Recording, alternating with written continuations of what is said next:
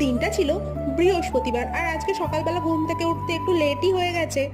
ওই জন্য ব্রেকফাস্টে আজকে আর তরকারি বানানো হয়নি। দেখো রুটির সাথে মেয়েকে এখানে জ্যাম দিয়ে দিচ্ছি, মেয়ে এখানে জ্যাম দিয়ে রুটিটা খেয়ে নেবে।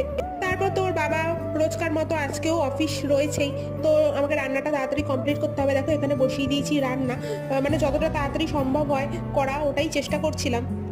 সকালবেলা মোটামুটি আমার রান্নাঘরটা একদম যুদ্ধক্ষেত্রে পরিণত হয়, সেটা দেখে বুঝতেই পারছো। আর আজকে লাঞ্চে বানাবো হচ্ছে নিরামিষ মাংস। হ্যাঁ, এই সয়াবিনটা আমাদের বাড়ির সবাই খেতে খুব পছন্দ করে, আমি মেয়ে বর তিনজনেই খুব পছন্দ করি। তারপর তোর বাবা অফিসে বেরিয়ে যাওয়ার পর দেখো এখানে ঘর দুয়ার মুছে দিলাম, আর আমরাও দুজন স্নান করে লাঞ্চটা সেরে নিয়েছিলাম।